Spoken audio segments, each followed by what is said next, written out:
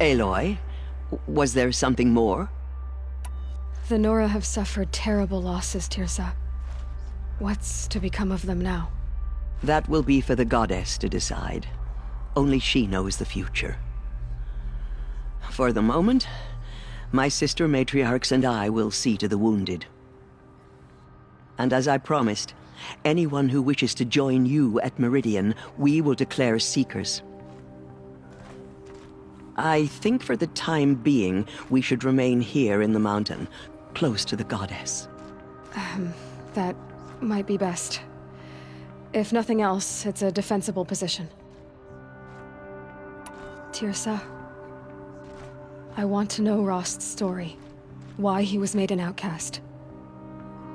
He never told me, said he took an oath of silence. What did he do? Oh. Yes, that. What crime did he commit? I will tell you if you wish. But it is a long story. Are you sure you want to hear it now?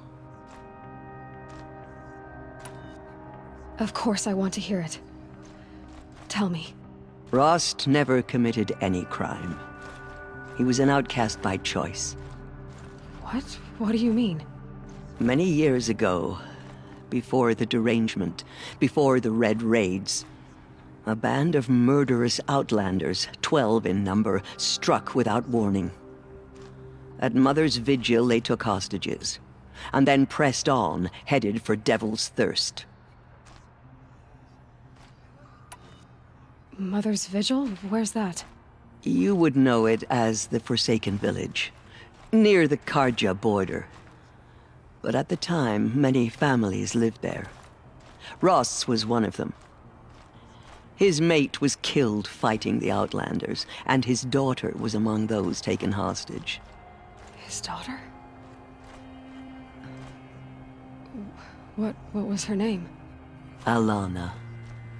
She was just 6 years old. Nora Braves couldn't stop 12 Outlanders? Or rescue the hostages? It was quite impossible. We outnumbered them, but every time a Brave came within bowshot, the Outlanders killed a hostage.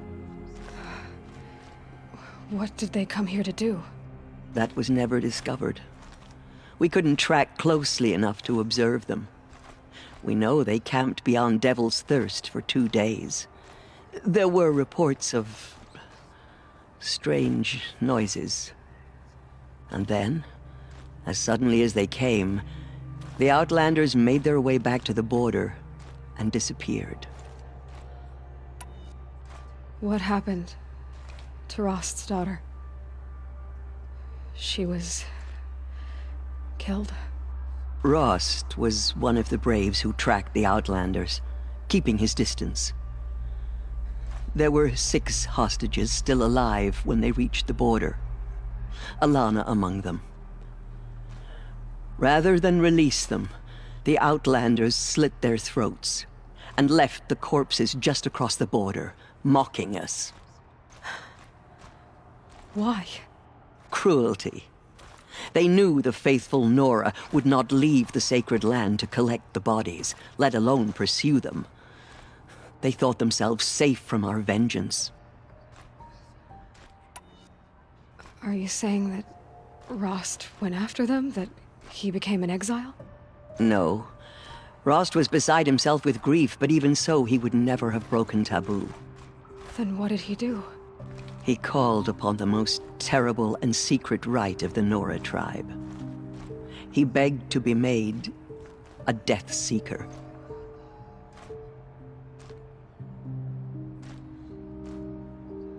A Death Seeker? What is that? One who dies to go seeking, and in seeking, brings death to others. The ritual drags the spirit from one's body, releasing it to All Mother's care. The heart beats, the mind thinks, but the spirit has moved on.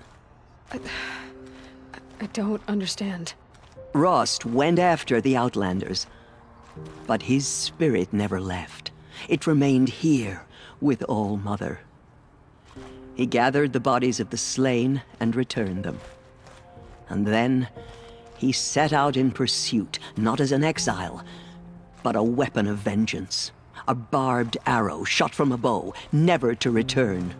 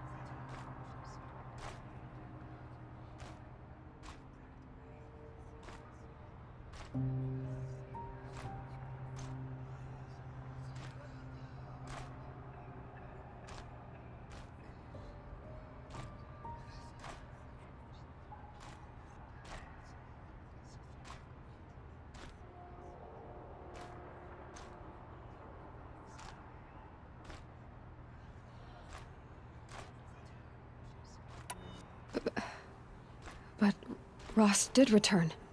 Yes. A full year later. And terribly wounded. He collapsed at the border of the sacred land. A hunting party came upon him. He was delirious. In agony. By law, he should have died where he lay.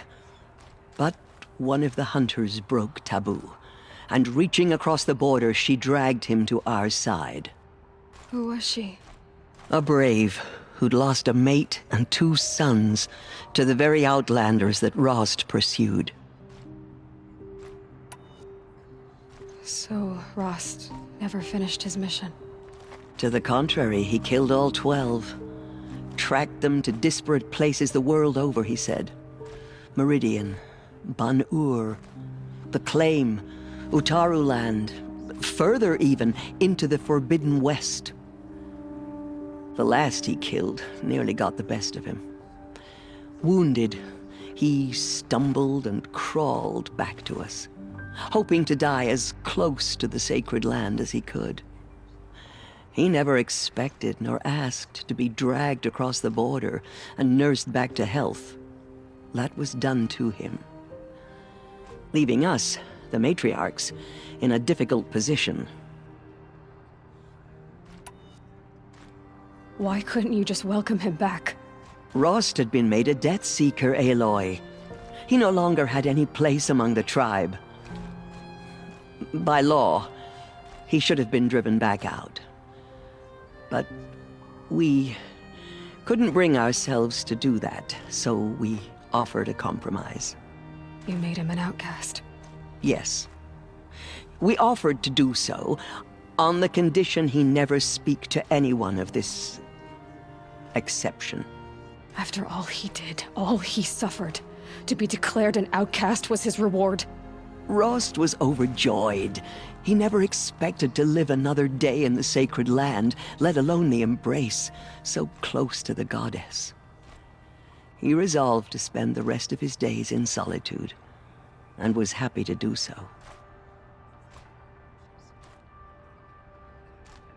But then you found me, and gave me to him. Yes. Another compromise. The matriarchs feared you, and would not let you be raised by the tribe. And so we turned to Rost.